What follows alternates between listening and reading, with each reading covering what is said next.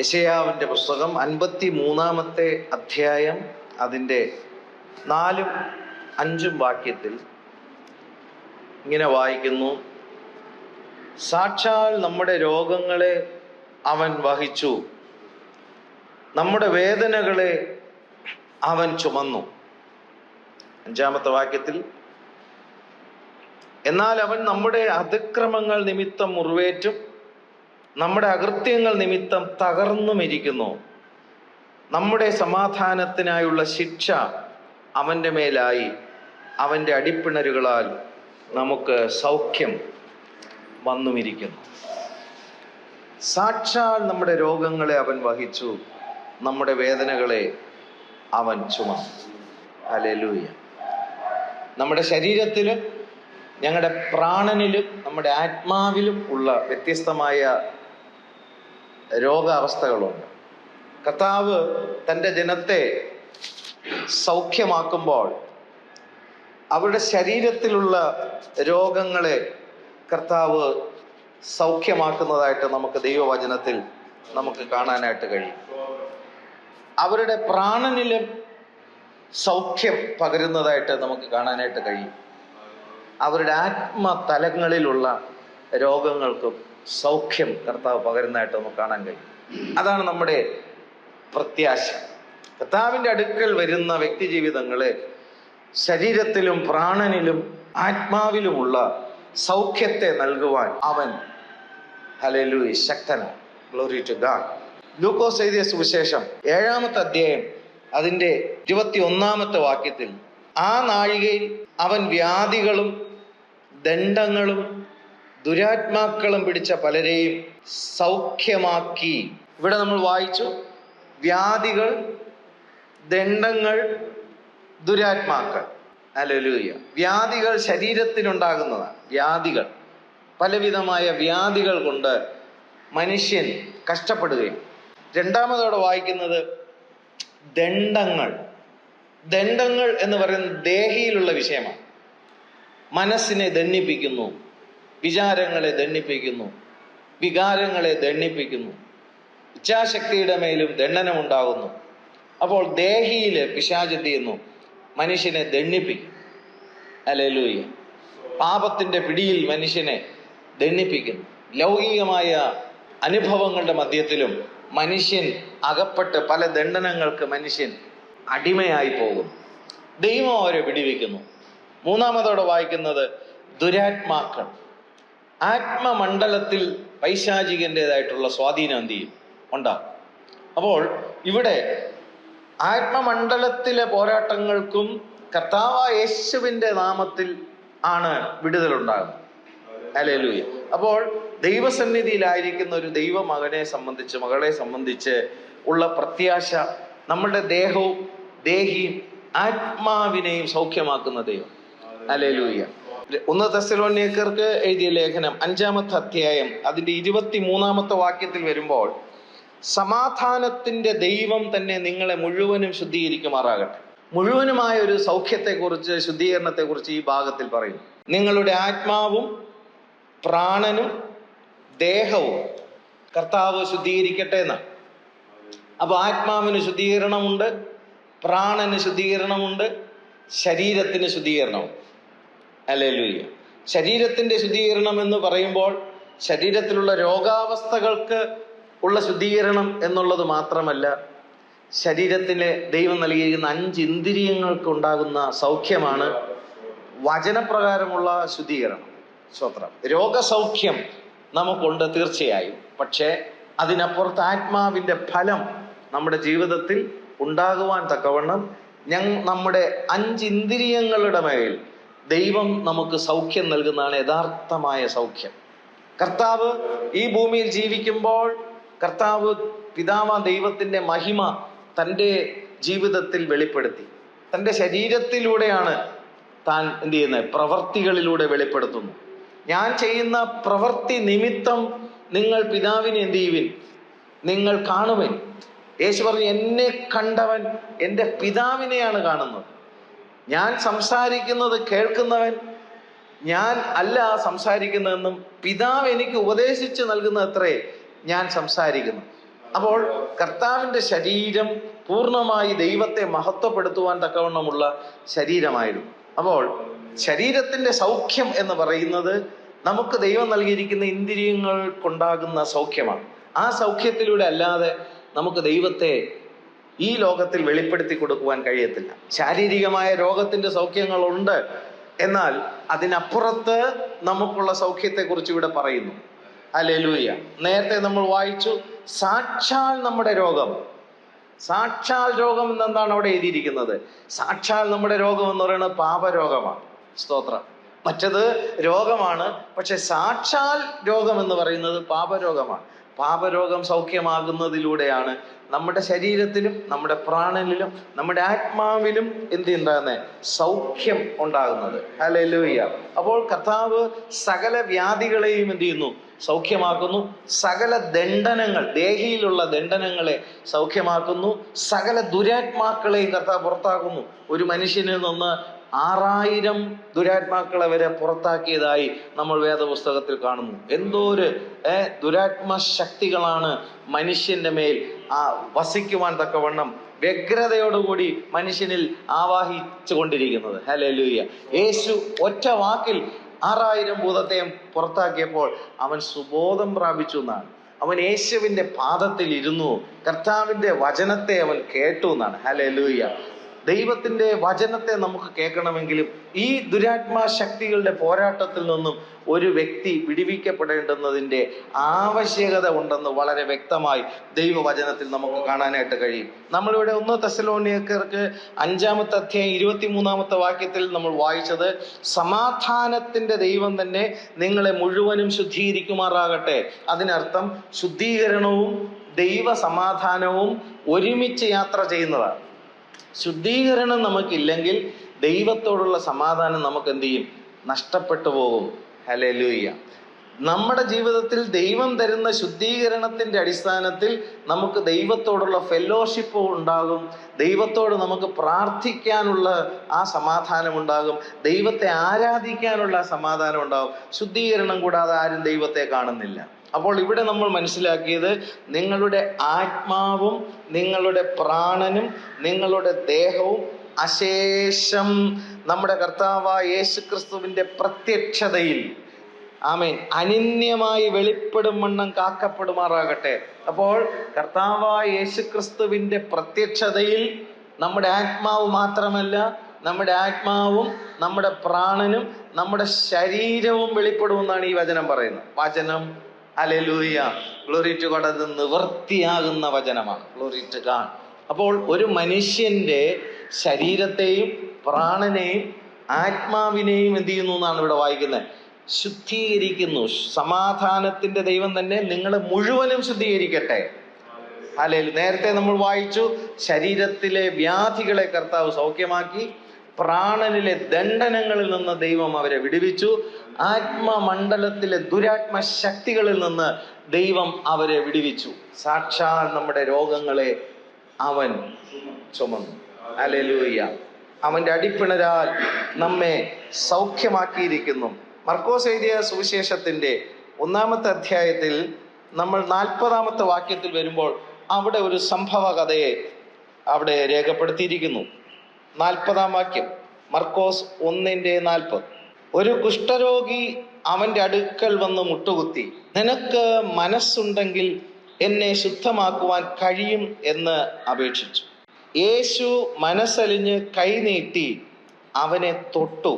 മനസ്സുണ്ട്, ശുദ്ധമാക എന്ന് പറഞ്ഞ ഉടനെ കുഷ്ഠം വിട്ടുമാറി അവന് ശുദ്ധി വന്നു. ഹല്ലേലൂയ. ഉടനെ കുഷ്ഠം മാറി, അവനെ വിട്ടുമാറി. കുഷ്ഠരോഗിയെ മനുഷ്യൻ ചെയ്യത്തില്ല, തൊടത്തില്ല. അന്നത്തെ കാലഘട്ടത്തിൽ കുഷ്ഠരോഗം പിടിച്ചവരൊക്കെ പട്ടണത്തിൽ നിന്ന് പോലും ഒഴിഞ്ഞാണ് ജീവിക്കേണ്ടിയേ. ആൾക്കാരുള്ള സ്ഥലത്തിലേക്ക് ചെയ്യാൻ പാടില്ല, പ്രവേശിക്കാൻ പാടില്ല. പക്ഷെ ഇവിടെ ഒരു മനുഷ്യൻ, കുഷ്ഠരോഗം പിടിച്ച ഈ മനുഷ്യൻ കർത്താവിൻ്റെ അടുക്കൽ വന്നു എന്നാണ്. ഹല്ലേലൂയ.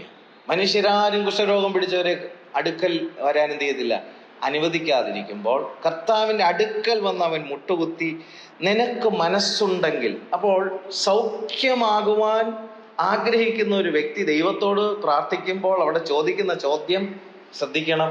നിനക്ക് മനസ്സുണ്ടെങ്കിൽ, അല്ലെ, തന്നെ ഈ ഒരു രോഗാവസ്ഥയിൽ നിന്ന് വിടിവിപ്പാൻ ഈ ഭൂമിയിൽ ഒന്നിനെ കൊണ്ടും സാധ്യമല്ലെന്ന് തനിക്ക് വ്യക്തമായിട്ട് അറിയാം. പക്ഷേ തനിക്ക് ഒരു കാര്യം വിശ്വാസമുണ്ട്, കർത്താവിന് മനസ്സുണ്ടെങ്കിൽ എനിക്കെന്തുണ്ടാവും? സൗഖ്യമുണ്ടാകും എന്നുള്ള വിശ്വാസം. അപ്പോൾ നിനക്ക് മനസ്സുണ്ടെങ്കിൽ എന്നെ ശുദ്ധമാക്കുവാൻ കഴിയുമെന്നപേക്ഷിച്ചു. തനിക്കൊരു ശുദ്ധീകരണത്തെ കുറിച്ചിട്ടുള്ള ബോധ്യമാണ് തനിക്ക് അവിടെ ലഭിക്കുന്നത്. ഹല്ലേലൂയ. കുഷ്ഠത്തിൽ നിന്ന് പൂർണ്ണമായൊരു ശുദ്ധി എന്ത് ചെയ്യണം? തനിക്ക് ലഭിക്കണം. അവിടെ വായിക്കുന്നത് യേശു മനസ്സലിഞ്ഞ് കൈനീട്ടി, ഗ്ലോറി ടു ഗോഡ്, ഹല്ലേലൂയ, അവനെ തൊട്ടു, ഗ്ലോറി ടു ഗോഡ്. ഒരു കുഷ്ഠരോഗം പിടിച്ച ഒരു വ്യക്തിയെ ഒരു മനുഷ്യനും എന്ത് ചെയ്തില്ല? തൊടാതിരിക്കുമ്പോൾ ദൈവപുത്രൻ, ഹല്ലേലൂയ, കർത്താവ് കൈനീട്ടി അവനെ തൊട്ടു. അതിന് തൊട്ടു മുമ്പോടെ പറയുന്നത് അവൻ മനസ്സലിഞ്ഞിട്ട് തൊട്ടു എന്നാണ്. ഹല്ലേലൂയ. നമ്മുടെയും പ്രാർത്ഥനകളിൽ രോഗികൾക്ക് വേണ്ടി പ്രാർത്ഥിക്കുമ്പോൾ നമുക്ക് മനസ്സലിവുണ്ടായി നമ്മൾ പ്രാർത്ഥിക്കുമ്പോൾ അവർക്ക് വിടുതലുണ്ടാകും. യേശു പുരുഷാരത്തെ കണ്ട്, അവരുടെ രോഗികളെ കണ്ട് മനസ്സലിഞ്ഞിട്ടാണ് കർത്താവ് അവർക്ക് സൗഖ്യം കൊടുക്കുന്നത്. ഒരു മനസ്സലിവ് വളരെ പ്രധാനമാണ്. ഹല്ലേലൂയ. മനസ്സലിവോടുകൂടി നമ്മൾ ദൈവസന്നിധിയിൽ പ്രാർത്ഥിക്കുന്ന പ്രാർത്ഥനകൾക്ക് ഫലമുണ്ടാകും, നിശ്ചയമാണ്. Glory to God. കൃപാവരങ്ങൾ നമുക്കുണ്ടെങ്കിൽ തന്നെയും കൃപാവരങ്ങൾക്ക് അപ്പുറമായും നമുക്ക് ദൈവത്തിൻ്റെ സ്നേഹത്തിൻ്റെ ഒരു അനുഭവം നമുക്ക് മറ്റുള്ളവരോടുണ്ടെങ്കിൽ ആ സ്നേഹത്തിൻ്റെ അടിസ്ഥാനത്തിൽ നിന്നുകൊണ്ട് നമ്മൾ മനസ്സലിവോടുകൂടി പ്രാർത്ഥിക്കുമ്പോൾ രോഗം സൗഖ്യം കർത്താവ് നൽകും. ഹല്ലേലൂയ. അങ്ങനെ കർത്താവ് എന്ത് ചെയ്തു? അവനോട് പറയുകയാണ്, മനസ്സുണ്ട്, ശുദ്ധമാകും. അപ്പോൾ നമ്മൾ സൗഖ്യമാകണം എന്നുള്ള കാര്യത്തിൽ ദൈവത്തിന് എന്തുണ്ട്? മനസ്സുണ്ട്. അതൊരു വലിയ തിരിച്ചറിവാണ്. Glory to God. നമ്മൾ സൗഖ്യം പ്രാപിക്കുക എന്നുള്ളത് ദൈവത്തിൻ്റെ ഇഷ്ടമാണ്. Glory to God. നിനക്ക് ഹിതമാണെങ്കിൽ എന്ന് ചോദിക്കുമ്പോൾ എനിക്ക് ഹിതമാണ് എന്ന് കർത്താവോടെ തിരിച്ചു പറയുമ്പോൾ അതിനർത്ഥം നമ്മൾ സൗഖ്യമാകേണ്ടുന്നതിന് ദൈവത്തിന് ഹിതമാണ്. രോഗസൗഖ്യം നമ്മൾ പ്രാപിക്കേണ്ടുന്നതിന് അത് ദൈവഹിതപ്രകാരമുള്ളതാണ്. അപ്പോൾ ഈ മനുഷ്യനെ കർത്താവ് എന്ത് ചെയ്യുന്നു? തൊടുമ്പോൾ ഉടനെ തന്നെ സൗഖ്യം എന്ത് ചെയ്യുന്നു? അവിടെ ലാഭിക്കും. നിമിഷ നേരം കൊണ്ട് ഉണ്ടാകുന്ന ഒരു സൗഖ്യത്തെ നമുക്ക് അവിടെ കാണാനായിട്ട് കഴിയുന്നുണ്ട്. ഹല്ലേലൂയ. വീണ്ടും നമുക്ക് മറ്റൊരു വേദഭാഗത്തിലേക്ക് നമുക്ക് വരാം. സംഖ്യയുടെ പുസ്തകത്തിൽ നമ്മൾ വരുമ്പോൾ 12-ാമത്തെ അധ്യായത്തിൽ അവിടെയും ഒരു സംഭവ കഥ പറയുന്നുണ്ട്. നമുക്ക് ആ ഭാഗത്തിലേക്ക് വരാം. സംഖ്യാ പുസ്തകം 12-ാമത്തെ അധ്യായം 1 മുതൽ അതിൻ്റെ തീർത്തുള്ള വാക്യങ്ങളിലാണ് ആ സംഭവ കഥ നമുക്ക് മനസ്സിലാക്കാൻ കഴിയുന്നത്. ആ സംഭവ കഥ ഇങ്ങനെയാണ്. മോശെ ഒരു കൂശ്യ സ്ത്രീയെ വിവാഹം ചെയ്തിരിക്കുന്നത് കൊണ്ട് കൂശ്യ സ്ത്രീ നിമിത്തം മിരിയാമും അഹരോനും അവന് വിരോധമായി സംസാരിച്ചു. മോശയ്ക്ക് വിരോധമായി മിരിയാമും അഹരോനും സംസാരിച്ചു. യഹോവ മോശ മുഖാന്തരം മാത്രമേ അരുളി ചെയ്തിട്ടുള്ളുവോ? ഞങ്ങൾ മുഖാന്തരവും അരുളി ചെയ്തിട്ടില്ലയോ എന്ന് പറഞ്ഞു. അപ്പോൾ മോശയാണ് ഇസ്രായേൽ മക്കൾക്ക് ദൈവം മരുഭൂയാത്രയിൽ ഒരു ലീഡറായിട്ട് ദൈവം എന്ത് ചെയ്തേ? വച്ചത്. പക്ഷേ ഇവിടെ അഹരോനും മിരിയാമും മോശ മുഖാന്തരം മാത്രമല്ലാതെ ഞങ്ങൾ നിമിത്തവും ദൈവം എന്ത് ചെയ്യും? സംസാരിക്കും എന്നുള്ള രീതിയിൽ ഒരു പിറുപിറുപ്പ് അവിടെ എന്ത് ചെയ്യുന്നു? ഉണ്ടാകുന്നു. 3-ാമത്തെ വാക്യത്തിൽ മോശ എന്ന പുരുഷനോ ഭൂതലത്തിലുള്ള സകല മനുഷ്യരിലും അതിസൗമ്യനായിരുന്നു. ദൈവം അവിടെ സാക്ഷ്യപ്പെടുത്തുന്നത് മോശയെക്കുറിച്ച് എന്താ? അതിസൗമ്യനായിരുന്നു എന്നാണ്. ഹല്ലേലൂയ. നമ്മൾ മോശയുടെ ചരിത്രത്തിൽ നമ്മളൊന്ന് ഉടനീളം ഒന്ന് നോക്കിക്കഴിഞ്ഞാൽ, മാനുഷികമായ കണ്ണിൽ നോക്കിക്കഴിഞ്ഞു കഴിഞ്ഞാൽ മോശ അത്ര അതിസൗമ്യനായ മനുഷ്യനൊന്നും അല്ല. നമുക്കറിയാം, ഒരു മിസ്രൈമീനും ഒരു ഇസ്രായേലിനും തമ്മിൽ ഒരു വാക്ക് തർക്കമുണ്ടായ സമയത്തിൽ ദൈവം മോശയെ ഇവർക്ക് മധ്യത്തിൽ പ്രതിക്രിയ ചെയ്യാൻ ആക്കി വെച്ചിരിക്കുന്നു എന്ന് ഇസ്രായേലിയർ അറിയേണ്ടുന്നതിന് ഒരു മിസ്രൈമിനെ തള്ളിക്കളഞ്ഞിട്ട് ഒറ്റ അടിക്ക് തന്നെ മിസ്രൈമിൻ എന്ത് ചെയ്തു? മരണപ്പെട്ടു. കൊന്നുകളഞ്ഞു. കൊന്നിട്ട് മണലിൽ താത്തിട്ട് അവിടെ പോകുന്ന ഒരു കാര്യം കാണുമ്പോൾ മോശ എങ്ങനെ സൗമ്യനാവും? ഹല്ലേലൂയ. വീണ്ടും നമ്മൾ കർത്താവ് അവനെ വിളിച്ചതിന് ശേഷം പോലും മരുഭൂമിയിലൂടെ യാത്ര ചെയ്യുമ്പോൾ ഇസ്രായേൽ മക്കൾ അവർക്ക് ദാഹമുണ്ടായ സമയത്തിൽ, അവർ വെള്ളത്തിന് വേണ്ടി ബഹളമുണ്ടായപ്പോൾ ദൈവസന്നിധിയിൽ മോശ പ്രാർത്ഥിക്കുന്ന സമയത്തിൽ തൻ്റെ വടിയെടുത്ത് പാറയിൽ നീട്ടുവാൻ എന്ത് ചെയ്തുള്ളൂ? ദൈവം കൽപ്പിച്ചോളൂ. എന്നാൽ മോശ എന്ത് ചെയ്തു? പാറയെ അടിച്ചു. ആ പാറ ക്രിസ്തുവായിരുന്നു.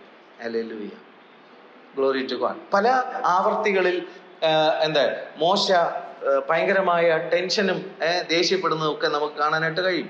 കൽപ്പലക പ്രാപിച്ചുകൊണ്ട് താഴേക്ക് ഇറങ്ങി വരുമ്പോൾ ജനം കാളക്കുട്ടിയെ വെച്ച് എന്ത് ചെയ്യുന്നു? ആരാധിക്കുന്ന കണ്ടപ്പോൾ ദൈവം എഴുതി കൊടുത്ത കൽപ്പലകയെ അടിച്ചു പൊട്ടിച്ച് അവിടെ ഒരു വലിയ ന്യായവിധി നമുക്ക് കാണാനായിട്ട് എന്ത് ചെയ്യുന്നു? 3000 പേര് അവിടെ മരിച്ചു പോകുന്നതായിട്ട് നമുക്ക് കാണാനായിട്ട് കഴിയുന്നു. ഹല്ലേലൂയ. ഈ മനുഷ്യനെ കർത്താവ് പറയുന്നു ഭൂമിയിൽ അവൻ എന്തായെന്ന്? അതിസൗമ്യനായിരുന്നു എന്നാണ്. ഹല്ലേലൂയ. പ്രിയമുള്ളവർ ഓർക്കുക, അത് മനസ്സിലാക്കുമ്പോൾ സിമ്പിളാണ്. ദൈവത്തിന്റെ കാര്യത്തിന് വേണ്ടി അവൻ നിൽക്കുമ്പോൾ അവൻ ശക്തമായി പ്രതികരിക്കുന്നവനാണ്. ഹല്ലേലൂയ. ദൈവത്തിന് വേണ്ടി ശക്തമായി നിലകൊള്ളുന്നവൻ. ഹല്ലേലൂയ.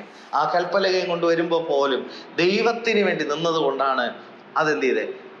അവൻ അങ്ങനെ ചെയ്തത്. ദൈവം അത് നീതിയായിട്ട് കണക്കിട്ടു. പക്ഷെ തന്നെ കുറിച്ച് അപവാദം പറഞ്ഞപ്പോൾ, മിരിയാമും അഹരോനും അപവാദം പറഞ്ഞപ്പോൾ മോശ എന്ത് ചെയ്തില്ല? പ്രതികരിച്ചില്ല. ഇന്ന് സാധാരണ നമ്മൾ ചിന്തിച്ചു കഴിഞ്ഞാലോ, മനുഷ്യര് അവർ അന്യോന്യം എന്തെങ്കിലും വിഷയം ഉണ്ടായാലും എന്ത് ചെയ്യും? പ്രതികരിക്കും. ദൈവത്തിന്റെ വിഷയം വരുമ്പോൾ അത് ദൈവം എന്ത് ചെയ്തോളും? നോക്കിക്കൊള്ളും എന്ന് പറയും. ദൈവം കണക്കിട്ട ദൈവത്തിന് വേണ്ടി തീഷ്ണതയോടുകൂടി നിൽക്കുകയും സ്വന്തം കാര്യം വന്നപ്പോൾ അതിന് തിരിച്ച് പ്രതികരിക്കാതെയും ഇരിക്കുന്ന സ്വഭാവം വന്നപ്പോൾ ദൈവം അതിനെ സൗമ്യൻ എന്ന് വിളിച്ചു. ഹല്ലേലൂയ. നമ്മൾ ചിന്തിക്കുക, നമ്മളെ ദൈവത്തിന്റെ മുമ്പിൽ സൗമ്യരാകണമെങ്കിൽ നമ്മെക്കുറിച്ച് ആരെന്ത് പറഞ്ഞു കഴിഞ്ഞാലും നമ്മൾ എന്ത് ചെയ്യരുത്? നമ്മൾ പ്രതികരിക്കരുത്. പക്ഷെ ദൈവത്തിന്റെ കാര്യം വരുമ്പോ അവിടെ തീഷ്ണതയോടുകൂടി ദൈവത്തിന്റെ വചനപ്രകാരം നാം നിലകൊള്ളുന്നവരാണെങ്കിൽ ദൈവം അതിനെ സൗമ്യതയായിട്ട് തന്നെ എന്ത് ചെയ്യും? കണക്കാക്കും. ആൾക്കാർ നോക്കുമ്പോൾ ഒരു പക്ഷേ വളരെ ചൂടനാണെന്നൊക്കെ എന്ത് ചെയ്യും? പറഞ്ഞെന്നിരിക്കും. പക്ഷെ ദൈവം നോക്കിയപ്പോൾ മോശ ചൂടനായിട്ട് ദൈവം എന്ത് ചെയ്യില്ല? പറഞ്ഞില്ല. അവൻ ഭൂതലത്തിലുള്ള സകല മനുഷ്യരിലും അതിസൗമ്യനായിരുന്നു. അപ്പോൾ ഈ മനുഷ്യനെതിരെയാണ് അഹരോനും മിരിയാമും എന്ത് ചെയ്തേ? ഒരു കൂശ്യ സ്ത്രീ നിമിത്തം സംസാരിച്ചത്. പെട്ടെന്ന് യഹോവ മോശയോടും അഹരോനോടും മിരിയാമിനോടും നിങ്ങൾ മൂവരും സമാഗമന കൂടാരത്തിൽ എന്ത് ചെയ്യുവിൻ? വരുവിൻ എന്ന് എന്ത് ചെയ്യുന്നു? കർത്താവ് കൽപ്പിക്കുന്നു. 5-ാം വാക്യം, അവർ മൂവരും ചെന്നു. യഹോവ മേഘസ്തംഭത്തിൽ ഇറങ്ങി കൂടാര വാതിൽക്കൽ നിന്നു അഹരോനെയും മിരിയാമിനെയും വിളിച്ചു. ആമേൻ. ശ്രദ്ധിക്കുക. ആമേൻ. ഒരു ചെറിയ കാര്യം പറയുന്നതാണ്. എന്താണ്? ഒരു കൂശ്യ സ്ത്രീ നിമിത്തമാണ് മോശ ഇങ്ങനെ ഒരു അപവാദ വിഷയത്തിലേക്ക് എന്ത് ചെയ്യുന്നത്? ഇങ്ങനെ വരുന്നത്. പക്ഷെ ദൈവം അത് കേട്ടു. ദൈവം കേട്ടിട്ട് മോശ പ്രതികരിച്ചില്ല. പക്ഷെ ദൈവം ഇറങ്ങി വന്നു മോശയ്ക്ക് വേണ്ടി. ഹല്ലേലൂയ. ഇറങ്ങി വന്നിട്ട് ഇവരെ വിളിച്ചു. 6-ാം വാക്യം, പിന്നെ അവൻ അവരോട് അരുളി ചെയ്തു, എന്റെ വചനങ്ങളെ കേൾപ്പിൻ.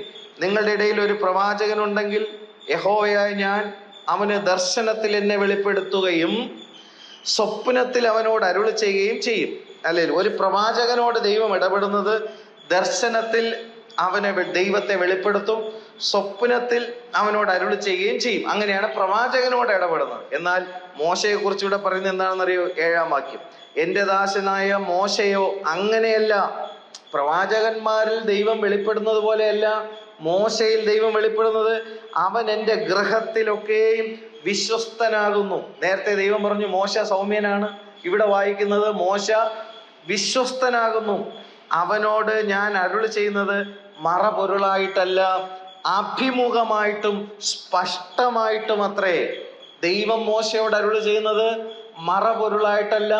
ദൈവം മനുഷ്യനായ മോശയോട് ദൈവം അഭിമുഖമായും ദൈവത്തിന്റെ കമ്മ്യൂണിക്കേഷൻ സ്പഷ്ടമായിട്ടും ഉള്ളതെന്ന് ആ വചനം എന്ത് ചെയ്യുന്നു? നമ്മെ കാണിക്കുമ്പോൾ, അങ്ങനെയിരിക്കെ നിങ്ങൾ എൻ്റെ ദാസനായ മോശയ്ക്ക് വിരോധമായി സംസാരിപ്പാൻ ശങ്കിക്കാത്തത് എന്ത്? ഹല്ലേലൂയ. ദൈവം അവിടെ ചോദിക്കുന്നു, യഹോവയുടെ കോപം അവരുടെ മേലെ ജ്വലിച്ച് അവൻ മറഞ്ഞു. ദൈവത്തിന്റെ കോപം ഇവരുടെ മേൽ എന്ത് ചെയ്തു? ജ്വലിച്ചിട്ട് ദൈവം പറഞ്ഞു. മേഘവും കൂടാരത്തിൽ നിന്ന് നീങ്ങിപ്പോയി. പക്ഷെ ആ സമയത്തിൽ എന്ത് സംഭവിച്ചു? മിരിയാം ഹിമം പോലെ വെളുത്ത് കുഷ്ഠരോഗിണിയായി. അപ്പോൾ ഇവിടെ നമ്മൾ വായിക്കുന്നത് അധികാരത്തിന് മുകളിൽ ചോദ്യം ചെയ്യുന്ന ഒരു അനുഭവം ഉണ്ടായപ്പോൾ ഇവിടെ കുഷ്ഠരോഗം എന്ത് ചെയ്യുന്നു?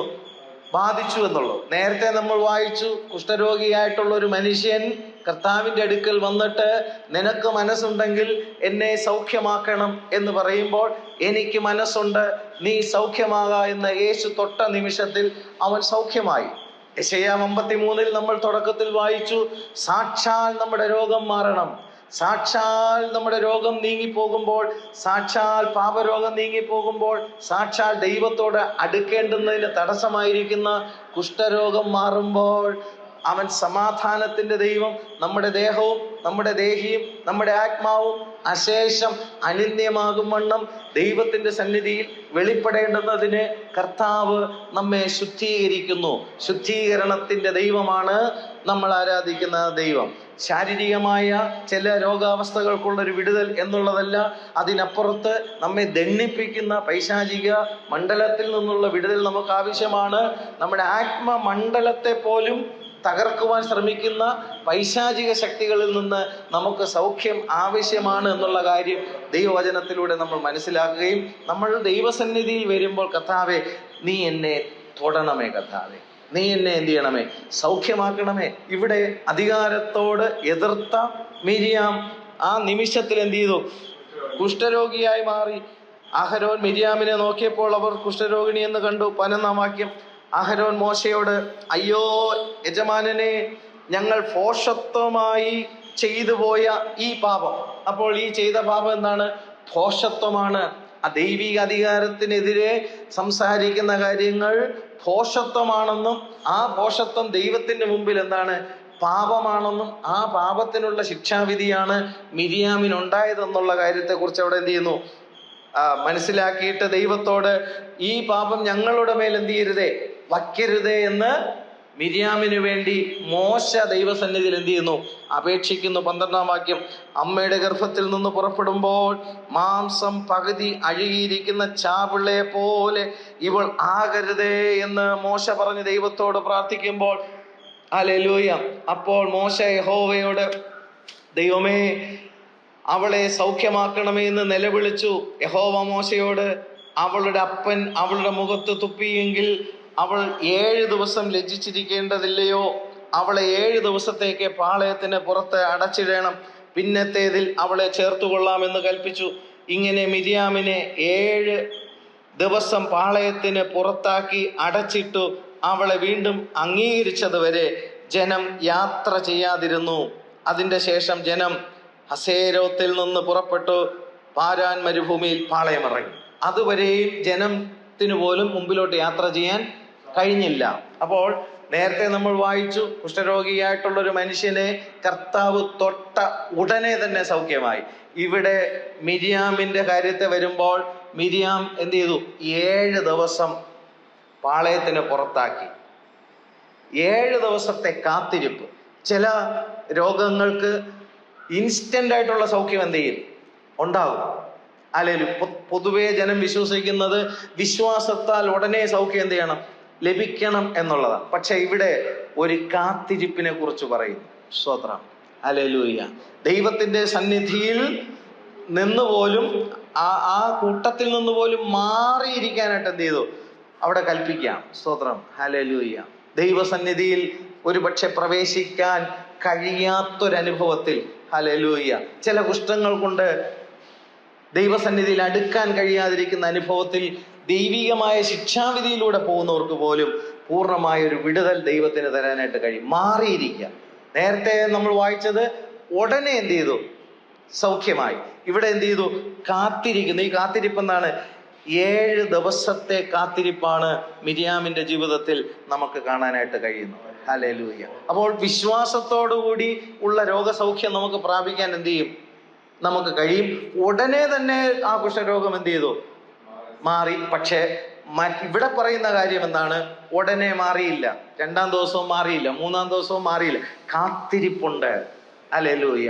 ദൈവത്തിന്റെ സന്നിധിയിൽ കാത്തിരുന്നുള്ള ഒരു ശുദ്ധീകരണം ദൈവവചനത്തിൽ നിന്ന് നമുക്ക് കാണാനായിട്ട് കഴിയും. ഈ ദിവസങ്ങളിൽ കർത്താവേ, എന്നെ കൊണ്ട് എനിക്ക് തന്നെ വിടുതൽ പ്രാപിപ്പാൻ കഴിയാത്ത ചില മേഖലകളുണ്ട്. എൻ്റെ ശരീരത്തിലും എൻ്റെ പ്രാണനിലും എൻ്റെ ആത്മാവിലും ഉള്ള ചില ദോഷങ്ങൾ. ഹല്ലേലൂയ.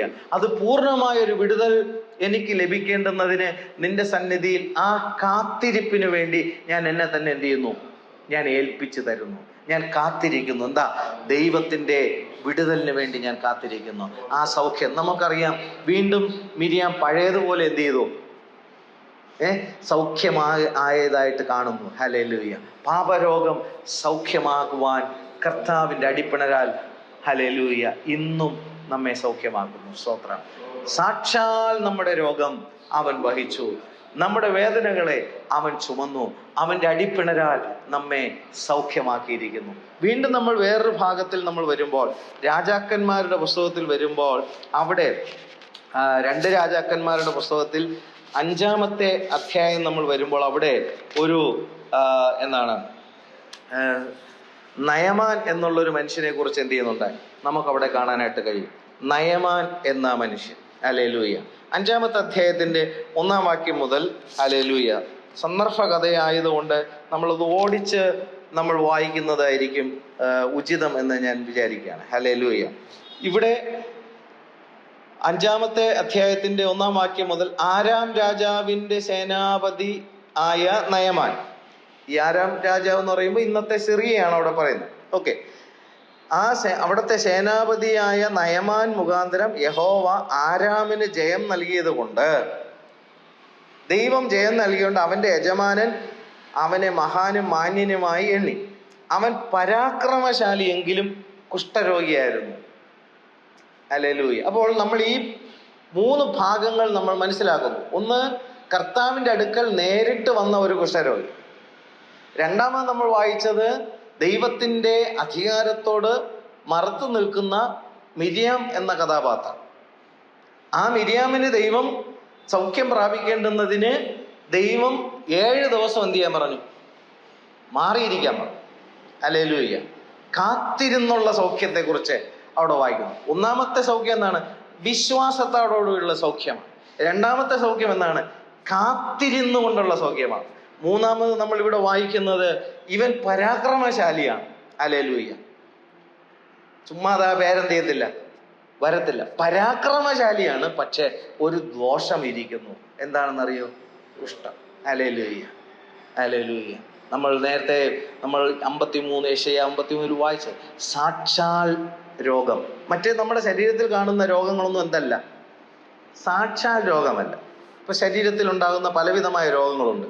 അത് സാക്ഷാൽ രോഗമാണോ? അല്ല. സാക്ഷാൽ രോഗം എന്ന് പറയുന്നത് പാപരോഗമാണ്. ഹല്ലേലൂയ. പാപരോഗം എന്നുള്ള സാക്ഷാൽ രോഗമാണ് കർത്താവ് എന്ത് ചെയ്ത്? ക്രൂശിൽ അടിപ്പിണരാൽ എന്ത് ചെയ്ത്? സൗഖ്യമാക്കിയത്. സ്തോത്രം. യേശുവിനെ കൂടാതെ ഇന്ന് രോഗസൗഖ്യം എന്ത് ചെയ്യുന്നില്ലേ? നടക്കുന്നില്ലേ? മരുന്നുകൾ കൊണ്ടും ആശുപത്രികൾ കൊണ്ടും ഒക്കെ രോഗസൗഖ്യം എന്ത് ചെയ്യുന്നു? നടക്കുന്നുണ്ട്. പക്ഷെ മരുന്ന് കഴിച്ചാൽ പാപരോഗം എന്ത് ചെയ്യത്തില്ല? മാറത്തില്ല. ഏത് മരുന്നിലൂടെ പാപരോഗം മാറും? പിന്നെ നമുക്ക് എന്ത് ചെയ്താൽ മതി? അങ്ങനെ ലഭിക്കത്തില്ല. പാപരോഗം കർത്താവാണ് സൗഖ്യം. അതാണ് ദണ്ഡിപ്പിക്കുന്ന ആത്മാവെന്ന് പറയുന്നത്. സ്തോത്രം. പാപം നിമിത്തം മനുഷ്യന്റെ ദേഹിയെ ദണ്ഡിപ്പിക്കുന്നു. ഹല്ലേലൂയ. അതിന്റെ ഏതൊരു ചെറിയ പാപം എന്നുള്ള വിഷയമാണെങ്കിൽ പോലും അതിന്റെ പുറകിൽ ഒരു ദുരാത്മാവുണ്ട്. അത് ദൈവമക്കൾ എന്ത് ചെയ്യണം? കൃത്യമായി അറിഞ്ഞിരിക്കണം. ഏതൊരു പാപത്തിന്റെയും പുറകിൽ ഒരു ദുരാത്മാവുണ്ട്. ആ പാപത്തിന് ആ വ്യക്തി അടിമപ്പെടുമ്പോൾ ആ ദുരാത്മാവിന് ആ വ്യക്തി അടിമപ്പെടുകയാണ്. ആ ദുരാത്മാവ് അവനെ എന്ത് ചെയ്യുന്നു? പാപത്തിന് അടിമയാക്കി അവനെ മോഷ്ടിച്ച് അറുത്ത് നിത്യ നരകത്തിൽ മുടിച്ചു കളയുക എന്നുള്ളതാണ് അവന്റെ പദ്ധതി. അവരെ വിടിവിപ്പാൻ, പിശാചിന്റെ പ്രവൃത്തികളെ അഴിപ്പാൻ അത്ര മനുഷ്യപുത്രൻ വന്നത്. ഹല്ലേലൂയ. ഒരു പാപിയെ കർത്താവ് എന്ത് ചെയ്യുന്നു? സമ്പൂർണമായി സൗഖ്യമാക്കുന്നു. അവന്റെ ദേഹവും അവന്റെ ദേഹിയും അവന്റെ ആത്മാവും അശേഷം അനിന്യമാമണ്ണം ദൈവത്തിന്റെ സന്നിധിയിൽ വെളിപ്പെടുവാനാണ് ദൈവം ശുദ്ധീകരിക്കുന്നത്. ശുദ്ധീകരണം കൂടാതെ ആരും ഈ ലോകത്തിലും വരാനുള്ള ലോകത്തിലും ദൈവത്തെ കാണില്ല. നമ്മൾ ദൈവത്തെ കാണുവാൻ ആഗ്രഹിക്കുന്നുവെങ്കിൽ ശുദ്ധീകരണം വളരെ പ്രധാനമാണ്. കർത്താവ് സ്പർശിച്ചപ്പോൾ കുഷ്ഠരോഗം അപ്പോൾ മാറി. കർത്താവ് പറഞ്ഞു, മാറിയിരിക്കാൻ പറഞ്ഞു. പട്ടണത്തിൽ നിന്ന് പുറത്താക്കി, പാളയത്തിൽ നിന്ന് പുറത്താക്കി കാത്തിരിക്കാൻ പറഞ്ഞു. കാത്തിരുന്നു. ഇവിടെ നയമാനെ വിളിക്കുമ്പോൾ ഹല്ലേലൂയ, നയമാൻ പരാക്രമശാലിയാണ്, പക്ഷേ കുഷ്ഠരോഗിയാണ്. ഹല്ലേലൂയ. അതിൻ്റെ 2-ാമത്തെ വാക്യം, 2 രാജാക്കന്മാർ 5:2 ആരാമ്യർ കച്ചവടത്തിനായി വന്നിരുന്നപ്പോൾ ഇസ്രായേൽ ദേശത്ത് നിന്നൊരു ചെറിയ പെൺകുട്ടിയെ പിടിച്ചു കൊണ്ടുപോയിരുന്നു. എന്തോ ഇവിടെ ഒരു പെൺകുട്ടിയെ പിടിച്ചു കൊണ്ടുപോയപ്പോൾ അവൾ നയമാന്റെ ഭാര്യയ്ക്ക് ശുശ്രൂഷ ചെയ്തു വന്നു. അവൾ തൻ്റെ യജമാനത്തിയോട്, യജമാനൻ ശമര്യയിലെ പ്രവാചകന്റെ അടുക്കൽ ഒന്ന് ചെന്നെങ്കിൽ അവൻ അവന്റെ കുഷ്ഠരോഗം മാറ്റിക്കൊടുക്കുമായിരുന്നു എന്ന് പറഞ്ഞു. ഇവിടെ ഈ ചെറുബാല്യക്കാരി തൻ്റെ യജമാനത്തിയോട് പറയാണ്, നിന്റെ ഭർത്താവ് നയമാന് ഈ കുഷ്ഠരോഗം മാറണമെങ്കിൽ ഞങ്ങളുടെ പട്ടണത്തിൽ ഒരു പ്രവാചകനുണ്ട്, ആ പ്രവാചകന്റെ അടുക്കൽ പോയാൽ ഈ കുഷ്ഠരോഗം എന്ത് ചെയ്യും, അവന് സൗഖ്യമാകുമെന്ന് പറഞ്ഞു. 4-ാം വാക്യം, അവൻ ചെന്ന് തൻ്റെ യജമാനനോട്, ഇസ്രായേൽ ദേശക്കാരത്തിയായ പെൺകുട്ടി ഇന്നിന്ന പ്രകാരം സംസാരിച്ചു എന്ന് ബോധിപ്പിച്ചു. 5, നീ പോയി വരിക, ഞാൻ ഇസ്രായേൽ രാജാവിന് ഒരു എഴുത്ത് തരാമെന്ന് ആരാൻ രാജാവ് പറഞ്ഞു. അങ്ങനെ അവൻ 10 താലന്ത് വെള്ളിയും 6000 ശെക്കേൽ പൊന്നും 10 കൂട്ടം വസ്ത്രവും എടുത്ത് പുറപ്പെട്ടു. അവൻ ഇസ്രായേൽ രാജാവിന്റെ അടുക്കൽ എഴുത്തും കൊണ്ട് ചെന്നു. അതിൽ ഈ എഴുത്ത് കൊണ്ടുവരുന്ന എൻ്റെ ഭൃത്യൻ നയമാന്റെ കുഷ്ഠരോഗം നീ മാറ്റിക്കൊടുക്കേണ്ടതിന് ഞാൻ അവനെ നിന്റെ അടുക്കൽ അയച്ചിരിക്കുന്നു എന്ന് എഴുതിയിരിക്കുന്നു. യഥാർത്ഥത്തിൽ ഇത് പ്രവാചകന് കൊടുക്കാനാണ് എന്ത് ചെയ്യുന്നത്, ഈ എഴുത്ത് കൊടുത്തു വിടുന്നത്. പക്ഷേ ഈ എഴുത്ത് രാജാവിന്റെ അടുക്കൽ കൊണ്ടുവന്ന് രാജാവ് ഇത് വായിച്ചു നോക്കുമ്പോൾ കുഷ്ഠരോഗം നീ എന്ത് ചെയ്യണം, മാറ്റിക്കൊടുക്കണമെന്ന് വായിച്ചപ്പോൾ 7-ാമത്തെ വാക്യത്തിൽ ഇസ്രായേൽ രാജാവ് എഴുത്ത് വായിച്ചപ്പോൾ വസ്ത്രം കീറി, അവനിതാ കുഷ്ഠരോഗം മാറ്റിക്കൊടുക്കേണ്ടുന്നതിന് ഒരാളെ എൻ്റെ അടുക്കൽ അയച്ചിരിക്കുന്നു. ഒരു രാജാവിന്റെ അടുക്കൽ കുഷ്ഠരോഗം മാറ്റാൻ അയച്ചു കഴിഞ്ഞാൽ നടക്കുമോ? നടക്കത്തില്ല. മരിപ്പിക്കുകയും ജീവിപ്പിക്കുകയും ചെയ്യുവാൻ ഞാൻ ദൈവമോ? രാജാവ് ചോദിക്കുകയാണ്. അവൻ വസ്ത്രം കീറിയിട്ട് പറയാണ്, മരിപ്പിക്കുവാനും ജീവിപ്പിക്കുവാനും ഞാൻ ദൈവമോ? നോക്കുവിൻ, ഇവൻ ഇതിനാൽ എന്നോട് ശണ്ഠയ്ക്ക് കാരണം അന്വേഷിക്കുകയില്ലേ എന്ന് പറഞ്ഞു. ഇസ്രായേൽ രാജാവ് വസ്ത്രം കീറി കളഞ്ഞു എന്ന് ദൈവപുരുഷനായ എലീശ കേട്ടപ്പോൾ, ഈ ശബ്ദം എലീശ എന്ത് ചെയ്തു? അറിഞ്ഞപ്പോൾ രാജാവിന്റെ അടുക്കൽ ആളയച്ചു, നീ വസ്ത്രം കീറി കളഞ്ഞത് എന്തിന്? അവൻ എൻ്റെ അടുക്കൽ വരട്ടെ, പ്രവാചകന്റെ അടുക്കൽ എന്ത് ചെയ്യട്ടെ? വരട്ടെ. ഹല്ലേലൂയ.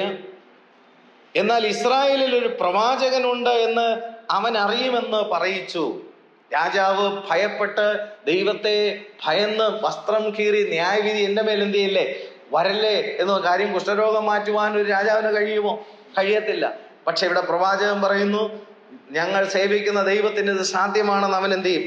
അറിയും. അങ്ങനെ നയമാൻ രഥത്തോടും കുതിരകളോടും കൂടെ എലീശയുടെ വീട്ടുവാതിൽക്കൽ വന്ന് നിന്നു. ആമേൻ. എലീശ ആളയച്ച്, നീ ചെന്ന് യോർദാനിൽ 7 പ്രാവശ്യം കുളിക്ക, അപ്പോൾ നിന്റെ ദേഹം മുമ്പിലത്തെ പോലെയായി നീ ശുദ്ധനാകും എന്ന് പറയിച്ചു. എലീശ നേരിട്ട് എന്ത് ചെയ്തില്ല? നയമാനോട് സംസാരിച്ചില്ല. എലീശയുടെ ശിഷ്യനെയാണ് എന്ത് ചെയ്തത്? പറഞ്ഞയച്ച്. വീട്ടിന്റെ വാതിൽക്കൽ രഥവും കുതിരയും ചേവകപരമായിട്ടൊക്കെ വന്നു കഴിഞ്ഞാൽ മൈൻഡ് ചെയ്യാതിരിക്കുമോ? പക്ഷെ ഈ പ്രവാചകൻ എന്ത് ചെയ്തു? മൈൻഡ് ചെയ്തില്ല. എന്നിട്ട് എന്ത് ചെയ്തു? ശിഷ്യന്റെ അടുത്ത് പറഞ്ഞു, നീ പോയി അവനോട് പറ, യോർദാനിൽ 7 പ്രാവശ്യം കുളിക്കാൻ. നമ്മൾ 1-ാമത്തെ കഥയിൽ നമ്മൾ കണ്ടു, കർത്താവ് തൊട്ടു, കുഷ്ഠരോഗം ആ സ്പോട്ടിൽ സൗഖ്യമായി. 2-ാമത്തെ കാര്യത്തിൽ കണ്ടു, പാളയത്തിന് പുറത്താക്കി, നീ അവിടെ ഇരുന്ന് സൗഖ്യം പ്രാപിച്ചിട്ട് അകത്ത് വന്ന. ദൈവത്തിന്റെ സമാഗമന കൂടാരത്തിൽ ദൈവത്തിന്റെ മഹിമ ഇറങ്ങി. ന്യായവിധി അവിടെ നടന്നപ്പോൾ ചെയ്ത പാപത്തിന് ശിക്ഷ അവൾക്ക് ആ സ്പോട്ടിൽ അവിടെ ലഭിക്കുമ്പോൾ അവൾ പുറത്തുപോയി. വേറെ നമ്മൾ വായിക്കുമ്പോൾ നമുക്കറിയാം, ഉസിയ രാജാവ് ദൈവത്തിന്റെ ആലയത്തിൽ ശക്തമായിട്ട് ഉഗ്രകോപ നിമിത്തം തനിക്കും ദൈവത്തെ ആരാധിക്കാനായിട്ട് എന്ത് ചെയ്യും? ധൂപം കാട്ടാനായിട്ട് കഴിയുമെന്നുള്ള രീതിയിൽ ഉസിയ രാജാവ് 70-ൽ പരം ധൈര്യശാലികളായിട്ടുള്ള പുരോഹിതന്മാർ ഒരുമിച്ച് ശുശ്രൂഷ ചെയ്യുന്ന വലിയൊരു ആലയത്തിനകത്തേക്ക് ഉസിയ രാജാവ് പ്രവേശിക്കുമ്പോൾ, ഇത് നിനക്ക് വിഹിതമായ കാര്യമല്ല, ഇത് ആലയത്തിൽ നീ ഈ കാര്യം എന്ത് ചെയ്യരുത്, അരുത് എന്ന് രാജാവിനോട് പറയുമ്പോഴും ധാർഷ്ട്യത്തോടുകൂടി രാജാവ് എന്ത് ചെയ്യുന്നു? ഈ പുരോഹിതന്മാർ തടുത്തിട്ട് മുമ്പിലോട്ട് പോകുമ്പോൾ പുരോഹിതന്മാർ നോക്കി നിൽക്കെ രാജാവിന്റെ നെറ്റിയിൽ കുഷ്ഠം പൊങ്ങി. ദൈവത്തിന്റെ സന്നിധിയിലാണ് ഈ കാര്യം എന്ത് ചെയ്യുന്നത്? രാജാവ് ചെയ്തിരിക്കുന്നത്. മറ്റൊരു രാജാവോടെ വസ്ത്രം കീറിയിട്ട് ഞാൻ കുഷ്ഠരോഗത്തെ സൗഖ്യമാക്കുവാൻ തക്കവണ്ണം ഞാൻ ദൈവമാണ്. ഉസിയ രാജാവ് മരിക്കണ സമയം വരെയും അവനെ കുഷ്ഠം എന്ത് ചെയ്തില്ല? മാറിയില്ല. ഇതെല്ലാം ദൈവവചനത്തിലൂടെ നമ്മളോടുള്ള ചില താക്കീതുകളും ആലോചനകളുമാണ് എന്നുള്ള കാര്യം നമ്മൾ എന്ത് ചെയ്യണം? നമ്മൾ മനസ്സിലാക്കണം. ഇവിടെ പ്രവാചകന്റെ എലീശയുടെ ശിഷ്യനെയാണ് എന്ത് ചെയ്യുന്നത്? അയക്കുന്നത്. 11-ാം വാക്യം, അപ്പോൾ നയമാൻ ഏറ്റവും ക്രൂദ്ധിച്ചു പുറപ്പെട്ടു. എല്ലാവർക്കും ഉള്ള ഒരു വലിയ പ്രശ്നമാണ്. എന്താണ്? ഇവിടെ ക്രൂദ്ധിച്ചു പോകും. ഹല്ലേലൂയ. ചെയ്യാൻ പറയുന്ന കാര്യം എന്ത് ചെയ്യത്തില്ല. ഇവിടെ എന്താ പറഞ്ഞേ? അനുസരണം. ഒന്നാമത്തെ കാര്യം എന്താണ്? നീ എന്നെ സൗഖ്യമാക്കാൻ കഴിയുമെന്ന് ഞാൻ എന്ത് ചെയ്യുന്നു? വിശ്വസിക്കുന്നു. വിശ്വാസത്തോടു കൂടിയുള്ള ഒരു സൗഖ്യമോടെ എന്ത് ചെയ്യുന്നു? അവകാശമാക്കാൻ. രണ്ടാമത് പറഞ്ഞ എന്താണ്? കാത്തിരുന്നുള്ള സൗഖ്യമാണ്. മൂന്നാമത് പറയുന്ന കാര്യം എന്താണ്? അനുസരണത്തിലൂടെയുള്ള സൗഖ്യമാണ്. ആൾക്കാർക്ക് കൂടുതൽ പ്രിയം എന്താണ്? വിശ്വാസത്തോടെ എന്ത് ചെയ്യണം? സൗഖ്യം കിട്ടണം. കാത്തിരിക്കാൻ സമയമില്ല, അനുസരിക്കാൻ സമയം. ഇവിടെ അനുസരിക്കേണ്ട കാര്യത്തെക്കുറിച്ച് ഇവിടെ എലീശ പറയുന്നതാണ്, 7 പ്രാവശ്യം മുങ്ങണം. 1 പ്രാവശ്യം മുങ്ങിയാ പോരെ? 2 പ്രാവശ്യം മുങ്ങിയാ പോരെ? 3 പ്രാവശ്യം മുങ്ങിയാ പോരെ? 7 പ്രാവശ്യം എന്ത് ചെയ്യണം? യോർദാനിൽ തന്നെ മുങ്ങണം. അപ്പോൾ ഇവിടെ പറയുന്ന കാര്യങ്ങൾ ശ്രദ്ധിച്ചാൽ നമുക്ക് മനസ്സിലാവും. ഞങ്ങളുടെ നാട്ടിലൊന്നും തോടുകളും ആറുകളൊന്നും ഇല്ലയോ? പിന്നെ യോർദാനിൽ തന്നെ മുങ്ങിയാലേ പറ്റത്തുള്ളൂ. പ്രിയമുള്ളവരെ ഓർക്കണം, അതിൽ നിന്നൊരു വലിയ മർമ്മമുണ്ട്. ഒരുപാട് തോടുകളുള്ള സ്ഥലങ്ങളാണ്, അല്ലെങ്കിൽ ഒരുപാട് കൂട്ടായ്മകളുണ്ട്, ഒരുപാട് ആരാധനകളുണ്ട്. നമുക്ക് സൗകര്യപ്രദമായ രീതിയിൽ നമ്മുടെ വീട്ടിന് ചേർന്ന് തന്നെ ചിലപ്പോൾ സഭ എന്ത് ചെയ്യും? ഉണ്ടെന്നിരിക്കാം. പക്ഷേ ഇവിടെ എലീശ പറഞ്ഞു, അവിടെ ഇവിടെ ഒന്നും മുങ്ങിയിട്ട് കാര്യമില്ല, യോർദാനിൽ തന്നെ മുങ്ങണം. ഈ 7 പ്രാവശ്യം മുങ്ങണമെന്ന് പറയുമ്പോൾ ഞാൻ അവിടെ മനസ്സിലാക്കുന്നത് 7 ഉപദേശങ്ങൾ ദൈവസഭയിൽ നിർബന്ധമാണ്. അപ്പോസ്തല പ്രവൃത്തിയിൽ നമ്മൾ 2-ാമത്തെ അധ്യായത്തിൽ വായിക്കുമ്പോൾ നമുക്ക് കാണാനായിട്ട് കഴിയും, രക്ഷിക്കപ്പെടുക എന്നുള്ളതാണ് 1-ാമത്തെ ഉപദേശം. ഇന്ന് സഭകളിൽ അതില്ല. രക്ഷിക്കപ്പെടുക എന്നുള്ള ഉപദേശം, അതിനനുസരിച്ചിട്ടുള്ള ആലോചനകൾ പ്രസംഗിക്കപ്പെടുന്നില്ല. ദൈവസഭയിലെ 1-ാമത്തെ ഉപദേശമാണ് രക്ഷിക്കപ്പെടുക, ആത്മാവിന്റെ രക്ഷയ്ക്ക് വേണ്ടി രക്ഷിക്കപ്പെടുക. 2-ാമത്തെ ഉപദേശത്തിൽ വരുന്നതാണ് രക്ഷിക്കപ്പെട്ടവർ സ്നാനമേറ്റു. സ്നാനം 2-ാമത്തെ ഉപദേശമാണ്. 3-ാമത്തെ കാര്യം, അവർ സഭയോട് ചേർന്നു. ദൈവത്തിന്റെ ആത്മാവിന്റെ പരിവർത്തനമുള്ള ദൈവസഭയോട് ജനം ചേർന്നു, പരിശുദ്ധാത്മാവോടെ ചേർത്തു. ഹല്ലേലൂയ. രക്ഷിക്കപ്പെടുക എന്നുള്ളതും സ്നാനപ്പെടുക എന്നുള്ളതും ദൈവസഭയിൽ ചേരുക എന്നുള്ളതും പ്രാരംഭമായി ഒരിക്കലായിട്ട് സംഭവിക്കുന്നതും എന്നാൽ അത് തുടർമാനമായി നിലനിൽക്കുന്നതും. പിന്നെ പറയുന്ന 4 കാര്യങ്ങൾ തുടർമാനമായിട്ടുള്ളതാണ്. അപ്പോസ്തലന്മാരുടെ ഉപദേശം. അപ്പൊ രക്ഷിക്കപ്പെടുക, സ്നാനപ്പെടുക, സഭയോട് ചേരുക, ദൈവത്തിന്റെ വചനപ്രകാരമുള്ള ഉപദേശം കൈക്കൊള്ളുക. അതുപോലെ പറയുന്ന എന്താണ്? കൂട്ടായ്മ ആചരിച്ചു. 5-ാമത്തെ കാര്യം, കൂട്ടായ്മ വളരെ പ്രധാനമാണ്. ദൈവസഭയിലെ കൂട്ടായ്മകൾ വളരെ പ്രധാനപ്പെട്ട കാര്യമാണ്. ഹല്ലേലൂയ. 6-ാമത്തെ കാര്യം, തിരുവത്താഴം. അവർ ദിനംപ്രതി ദൈവത്തിന്റെ ആലയത്തിൽ കൂടി വന്നവർ കർത്താവിന്റെ മേശ എന്ത് ചെയ്തു? സ്വീകരിച്ചിരുന്നു. ഹല്ലേലൂയ. വീണ്ടും 7-ാമത്തെ കാര്യം എന്താണ്? പ്രാർത്ഥന കഴിച്ചും പോന്നു. അപ്പോൾ യോർദാനിൽ ചെന്ന് 7 വട്ടം നീ മുങ്ങണമെന്ന് പറയുമ്പോൾ പുതിയ നിയമസഭയിൽ ഈ 7 ഉപദേശങ്ങളുള്ള ദൈവസഭയിൽ നീ മുങ്ങുന്നുവെങ്കിൽ ഈ 7 വട്ടത്തിലും നീ എന്ത് ചെയ്യണം? ഇപ്പോ നിങ്ങൾ രക്ഷിക്കപ്പെട്ടു എന്ന് പറയുന്ന കാര്യത്തിൽ മാത്രം നിന്നാ മതിയോ? പോരാ. സ്നാനപ്പെട്ടു എന്ന് പറയുന്നതിൽ നിന്നാ മതിയോ? പോരാ. ദൈവസഭയോട് ഞാൻ ഇഴുകിച്ചേർന്ന് നിൽക്കുന്നു എന്ന് പറയുന്നു എന്ന് പറഞ്ഞാൽ മതിയോ? പോരാ. ദൈവത്തിന്റെ ഉപദേശങ്ങൾ കേൾക്കുക, കൂട്ടായ്മ ആചരിക്കുക, കർത്താവിന്റെ മേശ കൈക്കൊള്ളുക, പ്രാർത്ഥന കഴിക്കുക എന്നുള്ള ഈ 7 ഉപദേശങ്ങളിലും ആവർത്തിച്ച് മുങ്ങുന്ന ഒരു വ്യക്തിയെ സംബന്ധിച്ചിടത്തോളം പൂർണ്ണമായ ഒരു സൗഖ്യം അവന് പ്രാപിക്കാൻ കഴിയും. ദേശത്തിൽ ഒരുപാട് തോടുകളുണ്ട്.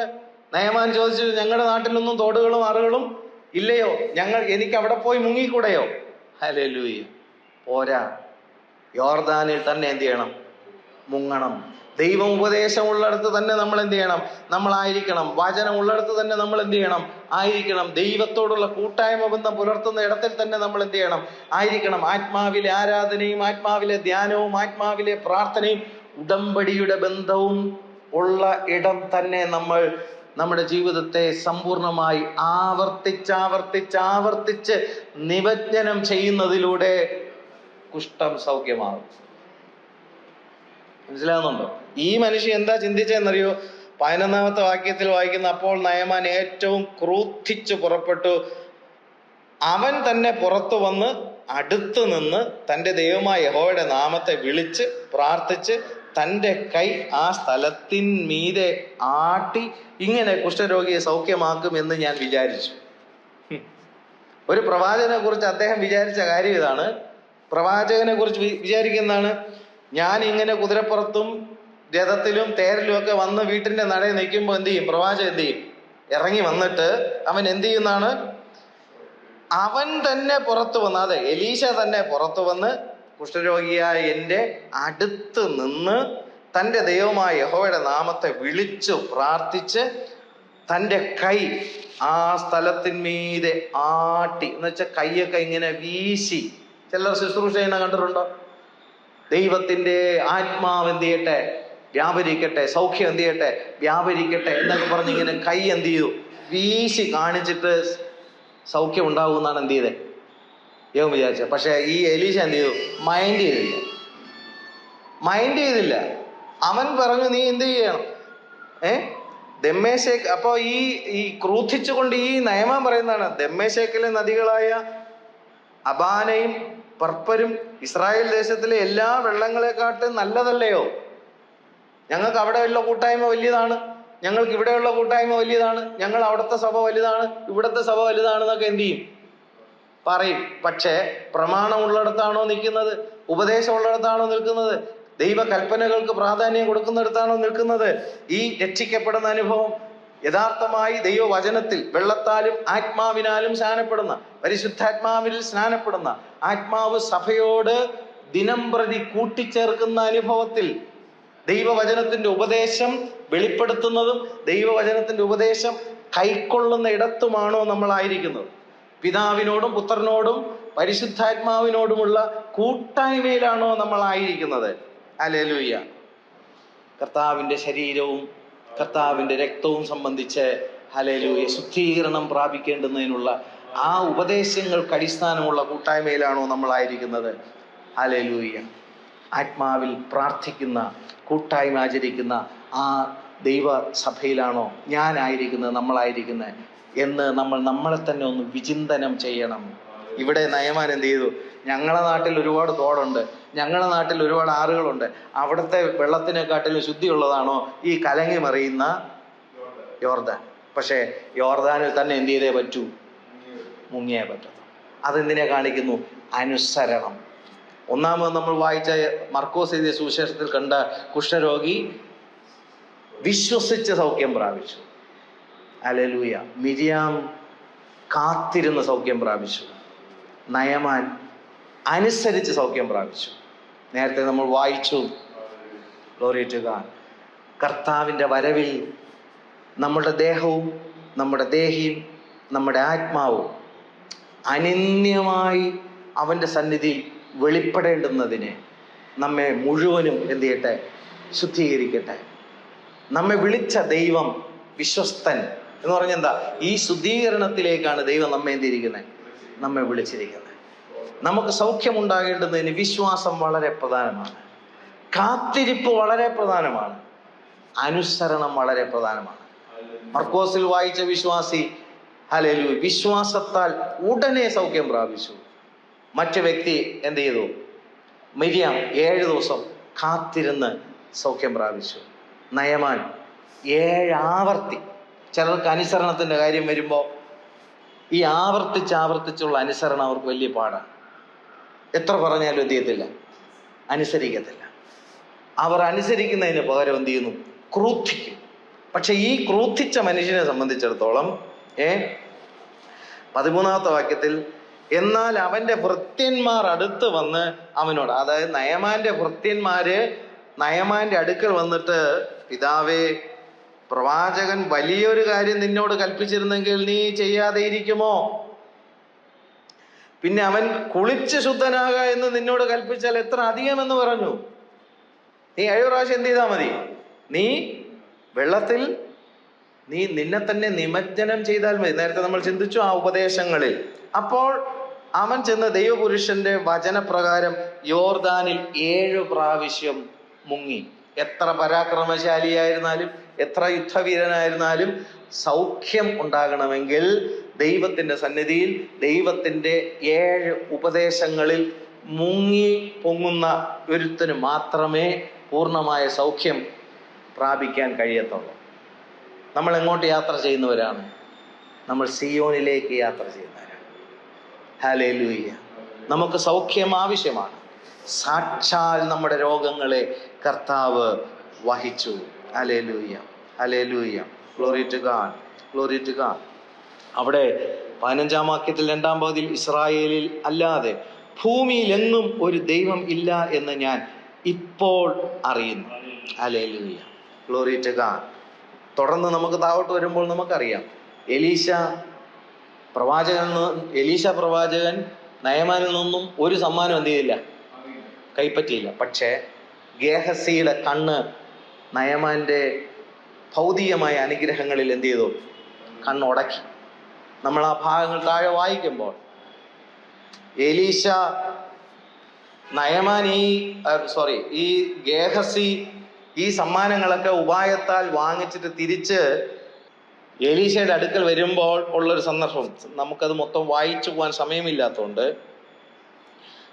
അതിൻ്റെ 26-ാമത്തെ വാക്യത്തിൽ, ആ പുരുഷൻ രഥത്തിൽ നിന്ന് ഇറങ്ങി നിന്നെ എതിരേറ്റപ്പോൾ എൻ്റെ ഹൃദയം നിന്നോട് കൂടെ പോന്നിരുന്നില്ലയോ? എലീശ കൃത്യമായിട്ട് ഈ സന്ദർഭം എന്ത് ചെയ്തു? ആത്മാവിൽ കണ്ടു. അതുകൊണ്ടാണ് എലീശ ചോദിക്കുന്ന, ആ പുരുഷൻ, ഏത് പുരുഷൻ? നയമാൻ എന്ന പുരുഷൻ താൻ വന്ന രഥത്തിൽ നിന്ന് ഇറങ്ങി ഗേഹസിയായ നിന്നെ എതിരേറ്റപ്പോൾ എൻ്റെ ഹൃദയം, എലീശയുടെ ഹൃദയം നിന്നോട് കൂടെ പോന്നിരുന്നില്ലയോ? ഓ, ഒരു പ്രവാചകൻ മനസ്സിലാക്കുന്ന കാര്യം മനസ്സിലാവുന്നുണ്ടോ? ഗേഹസിയാണ് അവിടെ പോകുന്നതെങ്കിലും തൻ്റെ ശിഷ്യന്റെ കൂടെ അവിടെ എലീശയുടെ ഹൃദയം എന്ത് ചെയ്തു? അവിടെ കൂടെ ഉണ്ടായിരുന്നു. എലീശ കൃത്യമായിട്ട് ഇവർ ചെയ്ത ദോഷം എന്ത് ചെയ്തു? കണ്ടു.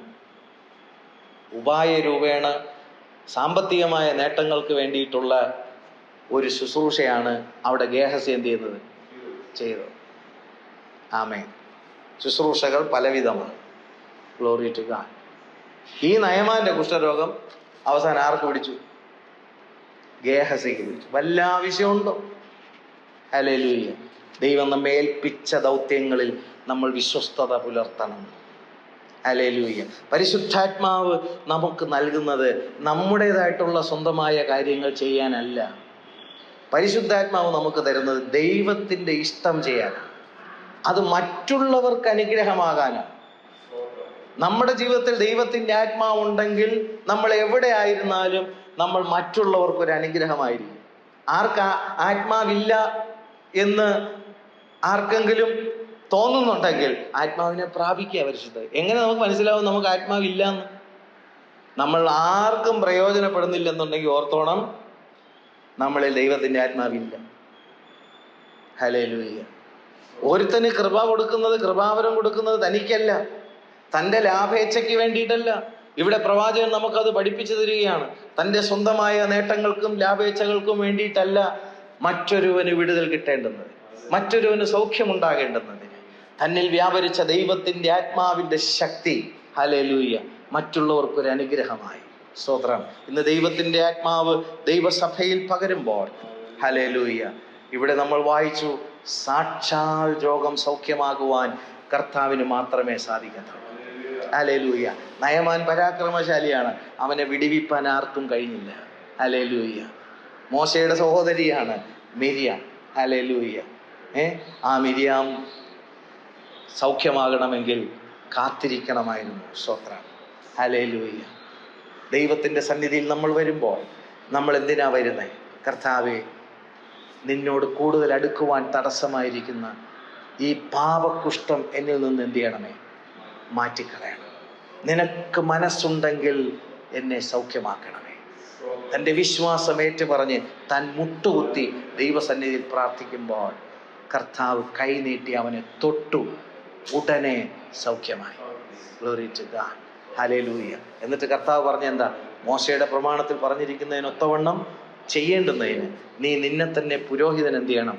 നീ വെളിപ്പെടുത്തണം. പ്രിയമുള്ളവരെ, പൂർണ്ണമായ സൗഖ്യം നിങ്ങൾക്ക് കിട്ടിയിട്ടുണ്ടെങ്കിൽ നിങ്ങളുടെ ആത്മാവിനെ നിത്യതയിലേക്ക് നടത്തേണ്ടുന്നതിന് ദൈവം വിളിച്ച് വേർതിരിച്ച പൗരോഹിത്യത്തിൻ്റെ കീഴിൽ നിങ്ങൾക്ക് വരുവാൻ കഴിയും. കർത്താവ് പറഞ്ഞു, നീ അവിടെ പോയി അവൻ നിന്നോട് കൽപ്പിക്കുന്നതൊക്കെ എന്ത് ചെയ്യണം? നീ ചെയ്യണം. ഹല്ലേലൂയ. സൗഖ്യം പ്രാപിച്ച ദൈവത്തിൻ്റെ മക്കൾ യഥാർത്ഥമായ അപ്പോസ്തലിക അധികാരത്തിൻ്റെ കീഴിൽ, ദൈവിക ഉപദേശത്തിൻ്റെ കീഴിൽ, വചനത്തിൻ്റെ അടിസ്ഥാനത്തിൻ്റെ കീഴിൽ, ആത്മനിയോഗത്താലുള്ള ശുശ്രൂഷകൾക്ക് കീഴിൽ അവർ അവരെ തന്നെ എന്ത് ചെയ്യും? ഏൽപ്പിച്ചു കൊടുക്കും. ഹല്ലേലൂയ. കാത്തിരിക്കുന്ന ദൈവത്തിൻ്റെ മക്കൾ സൗഖ്യത്തോടെ മടങ്ങി വരും. ഹല്ലേലൂയ. ദൈവത്തിൻ്റെ ഉപദേശങ്ങൾ അനുസരിക്കാൻ പറയുമ്പോൾ 1, 2, 3, 4 മടുത്തു പോകരുത്, ക്രൂദ്ധിച്ചു പോകരുത്. നയമാൻ 7 വട്ടവും എന്ത് ചെയ്തു? മുങ്ങി. അവൻ തന്നെ നിമജ്ജനം ചെയ്ത് അവൻ എണീക്കുമ്പോൾ നമ്മൾ വചനത്തിൽ കാണുന്നു, ഒരു ബാലന്റെ ശരീരം പോലെ അവൻ സൗഖ്യം പ്രാപിച്ചു. പ്രിയമുള്ളവരെ, കർത്താവിൻ്റെ ഹിതം ചെയ്യുവാൻ നമുക്ക് സൗഖ്യം ആവശ്യമാണ്. ആത്മാവിൻ്റെ പ്രവൃത്തി നമുക്ക് ചെയ്യുവാൻ നമുക്ക് സൗഖ്യം ആവശ്യമാണ്. ഇത് രണ്ടും ഒരുമിച്ച് കൊണ്ടുപോകുക അസാധ്യമാണ്. വെളിച്ചവും ഇരുളും തമ്മിൽ എന്തോ ഒരു ചേർച്ച. Hallelujah, hallelujah. അതെ, ഇരുളിനോട് നമുക്ക് യാതൊരു കൂട്ടായ്മയും ഇല്ല, പാടില്ല. Glory to God. ഇന്ന് ദൈവത്തിൻ്റെ സന്നിധിയിൽ നിൽക്കുമ്പോൾ നമ്മെ സൗഖ്യമാക്കുന്ന, നമ്മെ യഥാസ്ഥാനപ്പെടുത്തുന്ന, നമ്മെ വിടിവിക്കുന്ന ഒരു ദൈവസന്നിധിയിൽ ഇരിക്കുമ്പോൾ നമ്മുടെ ദേഹവും നമ്മുടെ ദേഹിയും നമ്മുടെ ആത്മാവും അശേഷം അനിന്യമാമണ്ണം കർത്താവിൻ്റെ വരവിൽ വെളിപ്പെടുവാൻ നമ്മെ ശുദ്ധീകരിക്കുന്ന ഒരു ദൈവത്തിൻ്റെ സന്നിധിയിൽ നമ്മളായിരിക്കുകയാണ്. ശുദ്ധീകരണം വളരെ പ്രധാനമാണ്. ദൈവത്തിൻ്റെ ഇഷ്ടമോ നമ്മുടെ ശുദ്ധീകരണം തന്നെ. ഹല്ലേലൂയ. കർത്താവേ, ഞങ്ങളെ അവിടുന്ന് തൊട്ട് സൗഖ്യമാക്കണമേ. സകല പാപരോഗങ്ങളെയും കർത്താവ് സൗഖ്യമാക്കണമേ. കർത്താവ് രോഗികളെ കണ്ട് മനസ്സലിഞ്ഞ് അവരെ സൗഖ്യമാക്കി. അവരുടെ ദണ്ഡനങ്ങളിൽ നിന്ന് കർത്താവ് അവരെ വിടുവിച്ചു. അവരുടെ ദുരാത്മാക്കളിൽ നിന്ന് കർത്താവ് അവരെ വിടുവിച്ചു. സുബോധമുള്ളവരായി കർത്താവിൻ്റെ പാദത്തിൽ അവൻ ഇരുന്നു. സ്തോത്രം. ഹല്ലേലൂയ. മറിയ നല്ല അംശം തിരഞ്ഞെടുത്തു, കർത്താവിൻ്റെ പാദപീഠത്തിൽ ഇരുന്നു. നമുക്ക് ദൈവസന്നിധിയിൽ നമ്മെ തന്നെ താഴ്ത്തി നമുക്ക് ഏൽപ്പിച്ചു കൊടുക്കാമോ? ഈ വചനങ്ങളാൽ ദൈവം നമ്മെ ഏവരെയും സമൃദ്ധിയായി അനുഗ്രഹിക്കട്ടെ.